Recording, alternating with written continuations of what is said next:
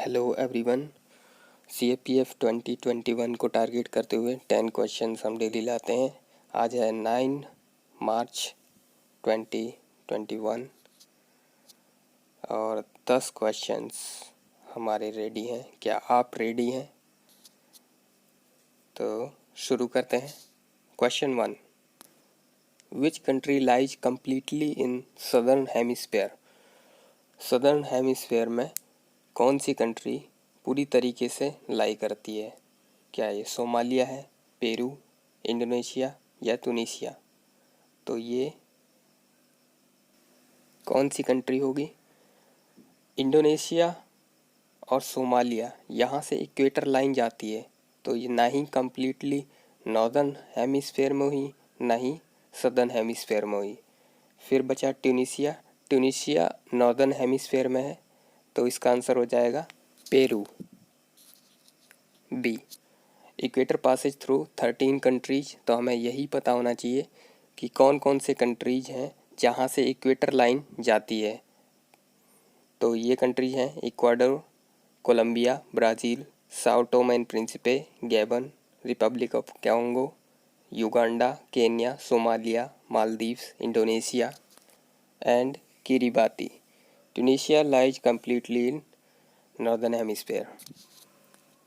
हरियाणा को कब carve out किया गया था पंजाब से? 1987, 1960, 66 या 2000? तो हरियाणा को बनाया गया था 1966। नवंबर 2020 में हरियाणा डिप्टी चीफ मिनिस्टर ने कहा that it would be better if Haryana and Punjab agreed on Chandigarh as a union territory and make their independent capitals। तो हमको अलग अलग कैपिटल्स बना लेनी चाहिए। Chandigarh was designed by Swiss French architect Le Corbusier. Le Corbusier ने Chandigarh city को design किया था। हरियाणा को कब बनाया गया? 1966। Choose correct statement. A. Alfonso de Albuquerque acquired Goa from the Sultan of Bijapur in 1510। ठीक है। बी. Portuguese introduced tobacco and cashew nut in India। पुर्तगीज ने ये इंट्रोड्यूस किया था टोबैको एंड कैश्यू नट, ये सही है। सी. Portuguese the first European to come to India were also the last to leave।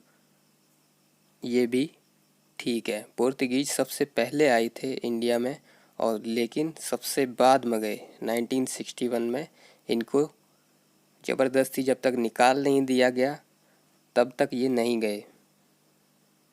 तो ये सभी सही है।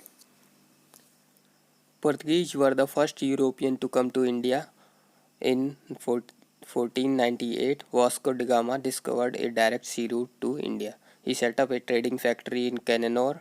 मेन क्रॉप्स जो कि इन्होंने इंट्रोड्यूस की थी इंडिया में वो हैं tobacco, pineapple, papaya, cashew nuts and chilli. Okay. India has renewed its interest in the Ayni air base.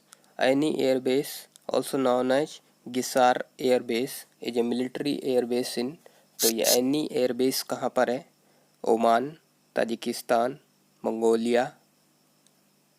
तो ये आयनी एयर बेस है Tajikistan. India is enthusiastic to revive the relationship between Tajikistan now that India-Russia ties are its zenith due to massive defense deals between two nations. India, Russia and Tajikistan all have membership to SCO, that is Shanghai Cooperation Organization. Tajikistan is also a member of Collective Security Treaty Organization CSTO। Tajikistan SCO का member है और इस CSTO का भी member है।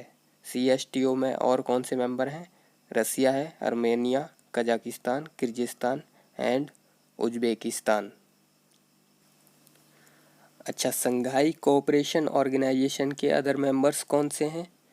India, रसिया और Tajikistan के अलावा तो ये हैं China, Kazakhstan, Kyrgyzstan, Uzbekistan and Pakistan. India और पाकिस्तान ने 2017 में SCO को ज्वाइन कर लिया।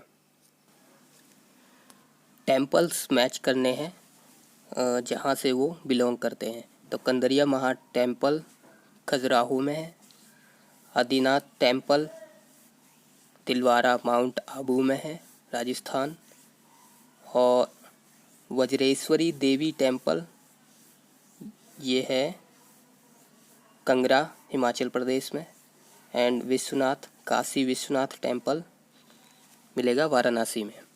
ओके, तो A का 3, B का 4, C का 2, D का 1, B हो जाएगा।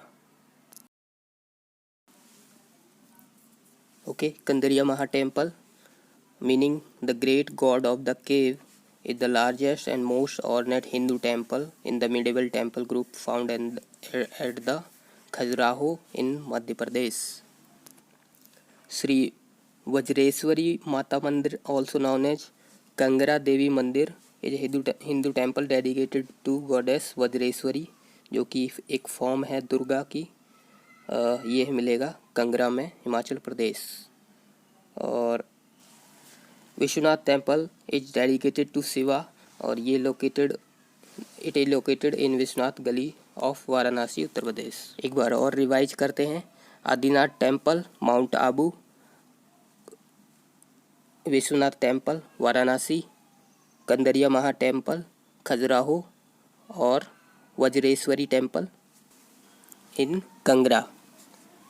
आदिनाथ टेम्पल के बारे में और समझते हैं। Adinath temple Dilwara temple complex का एक पार्ट है। Dilwara temple complex 5 major section या टेम्पल से बना हुआ है।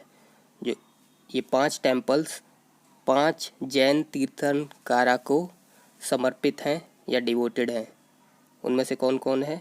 श्री महावीर स्वामी टेम्पल, श्री आदिनाथ टेम्पल जिसकी हम बात कर रहे हैं, श्री परशवनाथ टेम्पल और खरतार वसाही टेम्पल, श्री ऋषभ दहोजी टेम्पल या पीथलहर टेम्पल। तो ये सभी दिलवारा टेम्पल कॉम्प्लेक्स के पार्ट्स हैं। और जैनिज्म में 24 तीर्थंकर हैं। फर्स्ट तीर्थंकर कौन है? आदिनाथ ही है। और लास्ट तीर्थंकर 24 तीर्थंकर महावीरा हैं। Who was appointed as the CIC chief information commissioner in November 2020। किसको चीफ इंफॉर्मेशन कमिश्नर बनाया गया है? तो यशवर्धन कुमार सिन्हा को चीफ इंफॉर्मेशन कमिश्नर अपॉइंट किया गया है बाय द प्रेसिडेंट। विजय संपला हमने पहले बात की थी, ये चेयरमैन बने हैं नेशनल कमीशन फॉर SC के। राजीव गौबा हमारे कैबिनेट सेक्रेटरी हैं। पिनाकी चंद्र घोष कौन है? ये लोकपाल के चेयरमैन हैं। Yashwardhan Kumar Sinha was appointed as the CIC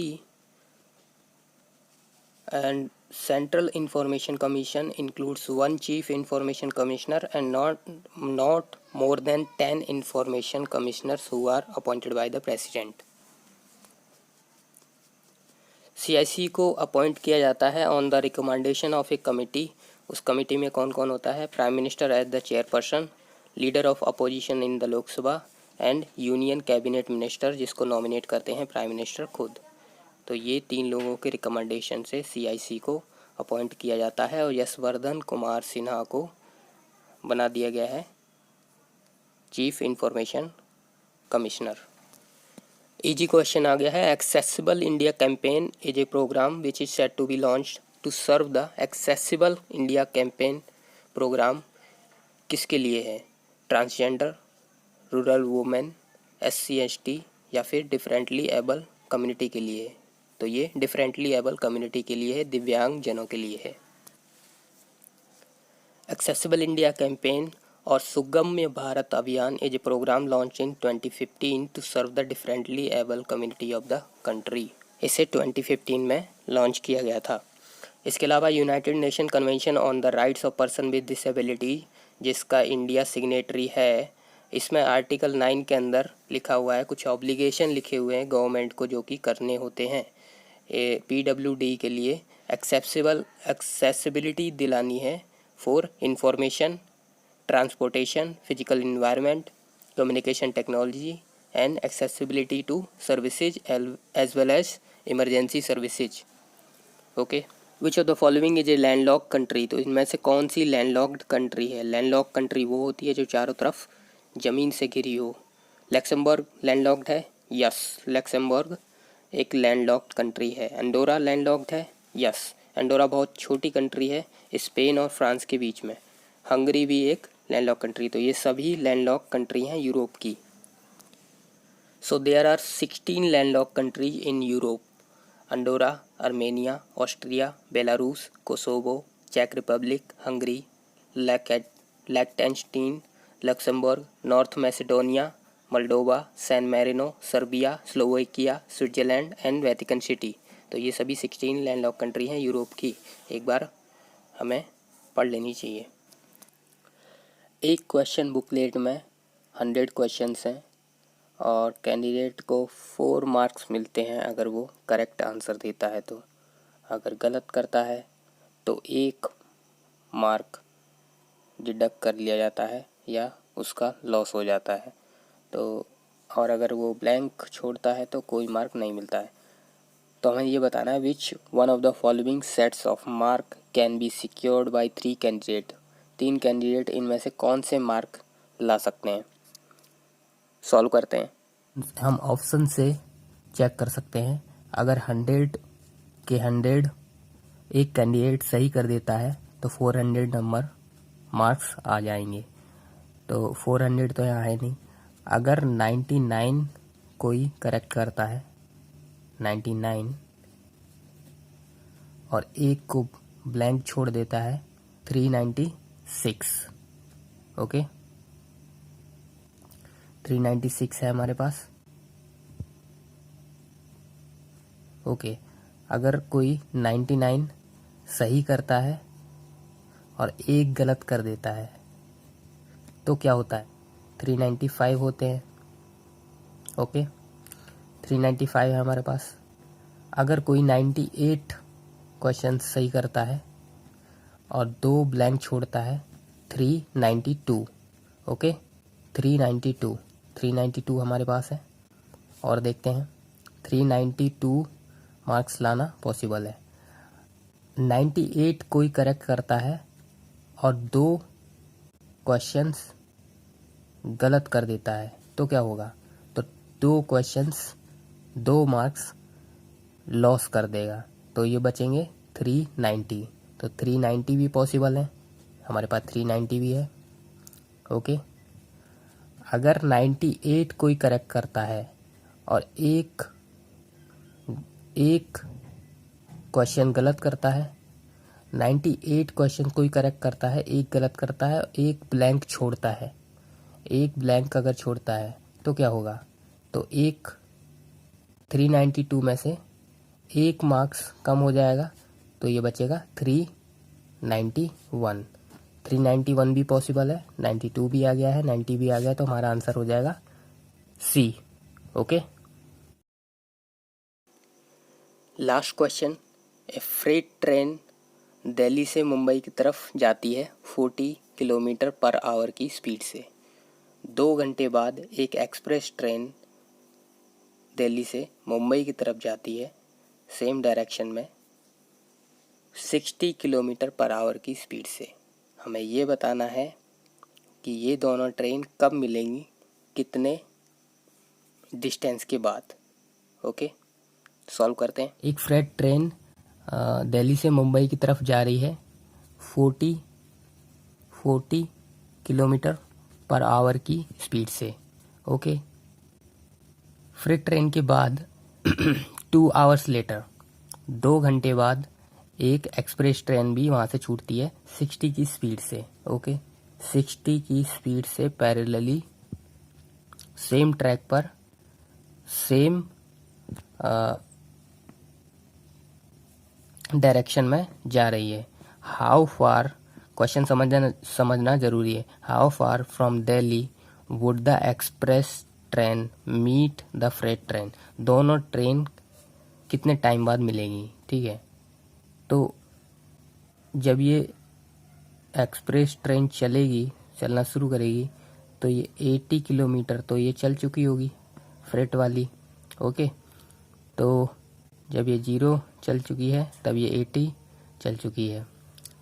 next our में क्या होगा, 120 किलोमीटर चल चुकी होगी और ये 60 किलोमीटर केवल चल चुकी होगी एक्सप्रेस वाली, ठीक है। फ्रेट वाली 4 आवर में 160 चल चुकी होगी और ये कितनी चल चुकी होगी, 120, ओके। 5 नेक्स्ट आवर में क्या होगा, ये 200 किलोमीटर चल चुकी होगी और ये 180, ठीक है। 60 हम प्लस कर रहे हैं, 180 चल चुकी होगी। नेक्स्ट आवर में क्या होगा, 240 फ्रेट ट्रेन चल चुकी होगी और नेक्स्ट आवर में एक्सप्रेस ट्रेन भी 240 चल चुकी होगी। तो यहाँ पर ये दोनों मीट कर जाएंगी, 240 किलोमीटर पे दोनों ट्रेन मीट कर जाएंगी। इसका आंसर हो जाएगा बी, ओके। इजी क्वेश्चन है। That is all for today, thank you.